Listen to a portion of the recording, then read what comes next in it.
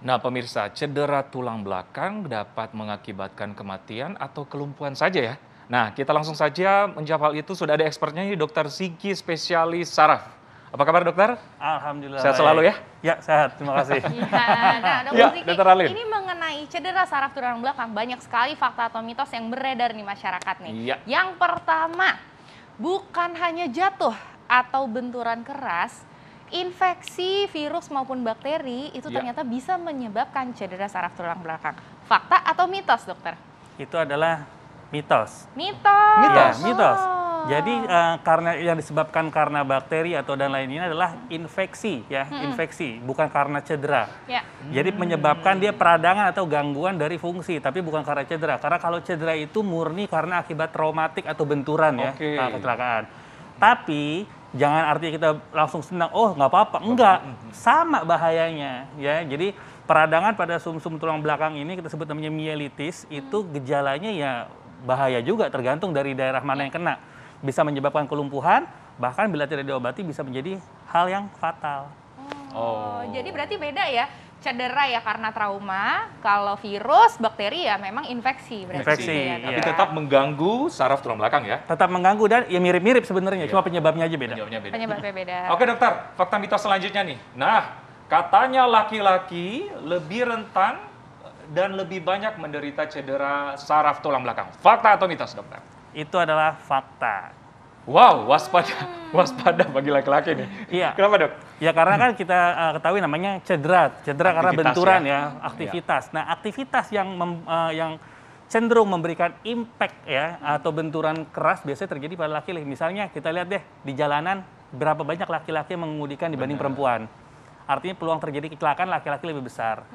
Yang bekerja di ketinggian, yang tidak menggunakan safety harness atau apapun itu bisa menyebabkan jatuh dan terjadi cedera tulang belakang itu juga biasanya laki-laki. Benar. Jadi karena faktor-faktor itulah gitu Ya, sebenarnya. dari segi aktivitas yang berat ya.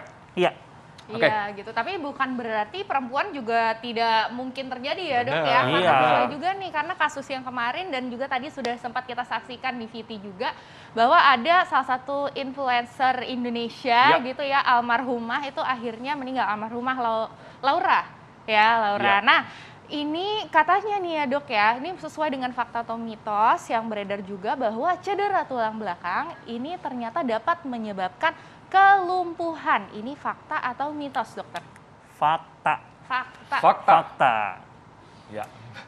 Kenapa nih, dok? Jadi kan kita bisa beraktivitas, bergerak, merasa, bahkan detak jantung, pencernaan, buang Yes. air kecil, buang air besar itu semua diatur oleh sistem saraf. Sistem Benar. saraf. Yang mana dia punya prosesor itu ada di otak ya, CPU-nya di sini. Tapi kalau kita punya komputer bagus tapi tidak bisa memiliki jalur listrik yang bagus, maka tidak akan sampai kan? Iya. Ya, setuju. Nah, otak ini yang mengatur semua pergerakan kita. Tapi bukan otak secara wireless ya, tapi dia ada kabelnya. Kabelnya ini lewat dalam sumsum tulang belakang itu. Iya. Bayangkan kalau ternyata kita punya komputernya bagus tapi kabelnya putus. Apakah masih bisa aktif tangan, kaki segala macam? Nggak bisa. Nggak bisa. Karena impuls listriknya terputus di jalur di tulang belakang tersebut. Sehingga tergantung daerah mana yang kena. Kalau kena di daerah leher, maka dia akan terjadi kelumpuhan kedua tangan, kedua kaki, bisa gangguan bernafas, tidak bisa buang air kecil, tidak buang air besar, seperti itu. Kalau kena di daerah tulang dada atau daerah tulang pinggang, biasanya lumpuh pinggang ke bawah, tangannya mungkin masih bisa. Yang berbahaya adalah kalau ternyata tulang belakang bagian leher ini dia juga bertanggung jawab terhadap otot nafas ya. Kalau terjadi kelumpuhan, bayangkan nggak akan bisa mengembangkan dada dan udara tidak bisa masuk. Apa yang terjadi? Tidak bisa bernafas dan menyebabkan kematian. Gitu ya. Menarik nih, dokter. Nah, ngomong-ngomong soal tidak bernafas, ada fakta mitos selanjutnya, dokter. Katanya cedera tulang belakang dapat mengakibatkan sulit bernafas. Jangan dulu dijawab, dokter. Pemirsa, saksikan jawabannya, penasaran setelah yang satu ini.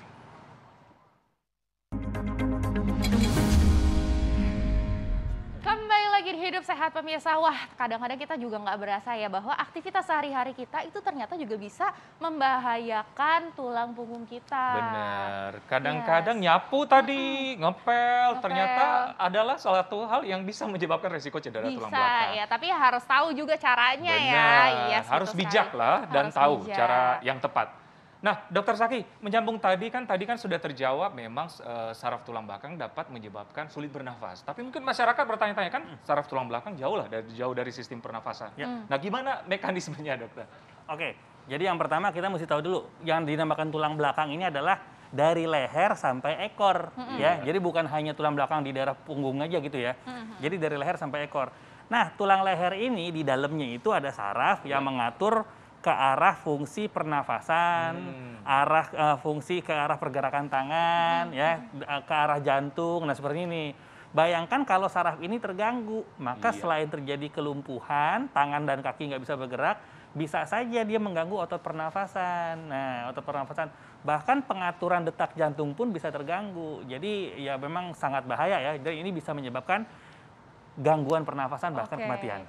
Nah, ini mungkin supaya masyarakat yang nonton di rumah nih, Dok, makin paham ya, Dok ya. Ini ada ilustrasi ya, Dok ya, tentang tulang belakang kita ya, betul. Gimana nih, Dok? Ya, ini kan ya ini kalau kita lihat yang ini daerah tulang belakang. Nah, ini di antara dua tulang belakang ini ada bantalan ini. Bantalannya ini ya, bantalan untuk sebenarnya adalah peredam kejut atau shock breaker ya. Dan ini bantalan ini sangat rawan untuk lari menekan ke belakang sehingga terjadi kita sebut saraf kejepit. Tapi kalau kita bicara tentang cedera tulang belakang, cedera saraf tulang belakang itu lebih parah dari saraf kejepit. Oh gitu. Lebih berat dari hanya sekedar saraf terjepit karena bisa terjadi misalnya tulangnya patah ya. Kemudian bisa terjadi juga pembengkakan dari sumsum tulang belakangnya itu. Nah, itu jauh lebih parah. Karena kalau saraf terjepit masih relatif banyak di masyarakat dan itu masih bisa ditangani dengan fisioterapi, perbaikan posisi dan lain-lain gitu ya. Tapi apabila terjadi gangguan cedera saraf tulang belakang, maka penanganannya jauh lebih serius. Oke. Nah, ini masyarakat mungkin bertanya-tanya nih, Dok. Ini meradang atau gimana nih, Dok, warnanya? Ya, ini kalau yang namanya merah seperti ini, ini adalah biasanya ini meradang ya. Peradang ini terjadi karena ya banyak faktor. Bisa karena memang karena tadi kita sebut infeksi ya kan. Tapi kalau pada gambar itu lebih pas untuk dikatakan ini karena ada sarafnya udah mulai kegeser ya, udah mulai terjepit.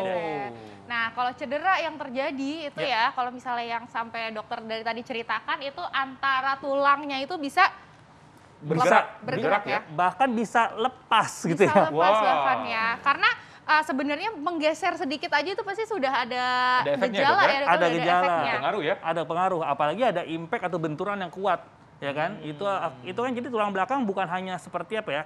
Bukan seperti satu bilah balok ya, tapi adalah beberapa tumpukan tulang yang tersusun. Nah, ini ya, Dok ya. Nah, ini dia ya. Jadi beberapa tumpukan, di dalamnya ada si kabel-kabel saraf ini. Iya, betul. Kalau tumpukannya ini bergeser atau terjadi perubahan posisi ya. Bayangkan apa yang terjadi dengan kabelnya. Kabelnya masih untung kalau hanya kejepit. Kalau putus, nah itu PR sekali. PR banget ya berarti ya. Ini jadi deg-degan ya. Harus waspada. Yes, betul. Harus waspada. Tapi tetap harus waspada gitu ya. Nah, selanjutnya nih fakta mitos berikutnya nih, Dokter. Ya. Cedera saraf tulang belakang dapat mengakibatkan ketidakmampuan mengontrol buang air besar dan buang air kecil. Fakta atau mitos? Fakta. Ya. Jadi untuk kita bicara buang air kecil, buang air besar, itu bukan hanya bicara tentang ginjal, sistem saluran urin dan saluran cerna aja. Tapi kan mereka ada yang mengontrol. Bagaimana mereka memeresi kotoran atau urin tadi, ya kan? Kemudian bagaimana klepnya harus dibuka, bagaimana klepnya harus ditahan. Kalau yang kontrol ini nggak ada, bablas. Bisa tidak terkontrol. Tidak terkontrol, bisa mampet atau bisa ambiar langsung gitu ya. Ambiar, iya betul-betul. Wah, berarti memang sepenting itu ya. Oke, selanjutnya nih ada lagi yang berhubungan ya, Dok ya. Cedera saraf tulang belakang itu bisa membuat sakit kepala. Ini fakta atau mitos sih, Dokter? Fakta. Fakta.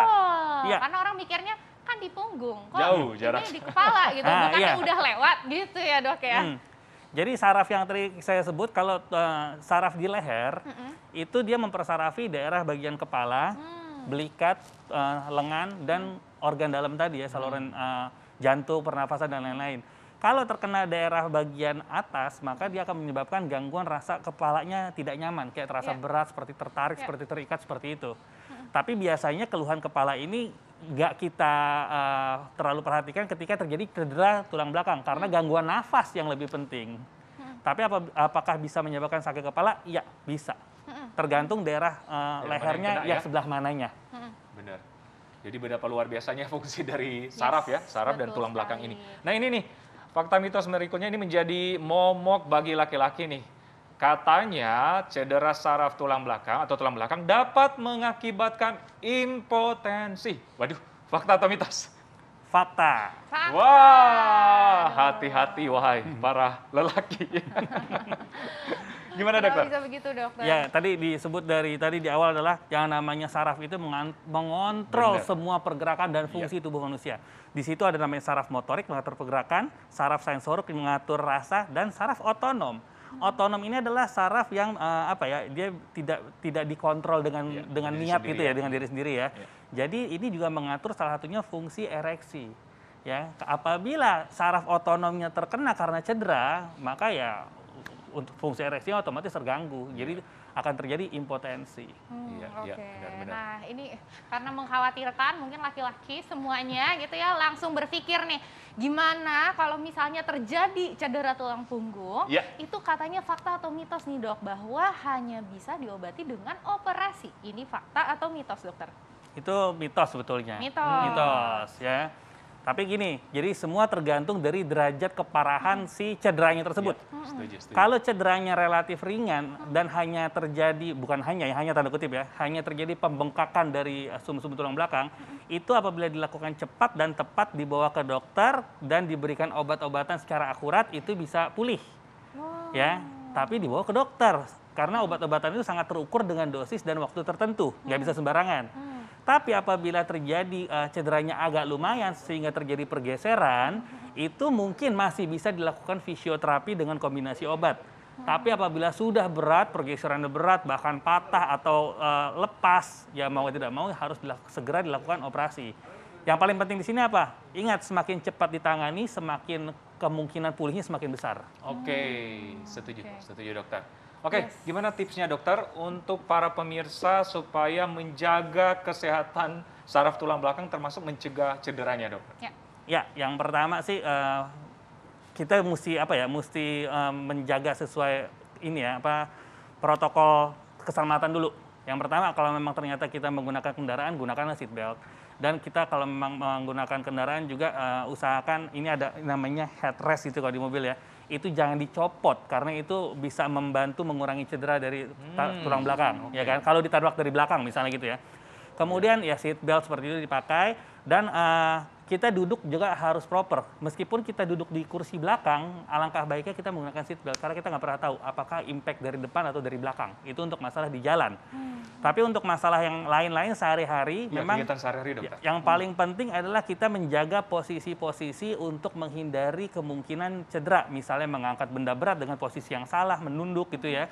Kemudian kita kebiasaan menghentak-hentakan tulang ya, tulang belakang dibunyi-bunyiin gitu ya. Gitu ya? Dibunyi-bunyiin gitu pagi-pagi ya gimana sih? Ya, keretak-keretak terus leher, keretak-keretak. Nah, ini bahaya. Aduh makin enak kalau dikeretak-keretakin gitu. Makin ringan dan sebagainya, dokter. Ringannya sesaat, tapi di situ akan terjadi kelemahan dari otot-otot sekitar. Yang mana kalau suatu saat terjadi sesuatu, dia akan lebih ringkih dan gampang terjadi cedera. Waduh. Oke. Nah, hal simpel ini yang harus kita tahu ya. Karena ada mitos-mitos yang soal ini ya. Iya, jadi makanya nih buat para laki-laki ini terutama jagalah tulang belakang Anda sehingga Anda bisa menjadi tulang punggung yang baik bagi keluarga. Siap ibu-ibu. Betul ya. Baik, terima kasih Dokter Siki, informasinya sangat luar biasa. Terima kasih banyak dokter. Nah, selain yang menarik juga nih ya, tadi kita udah membahas mengenai cedera tulang belakang ya kan.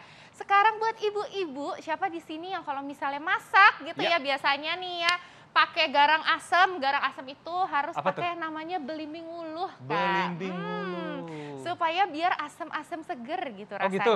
Iya, ternyata katanya nih ya belimbing uluh ini ternyata banyak sekali khasiatnya. Apa aja? Kita akan bahasnya saat lagi hanya di Hidup Sehat.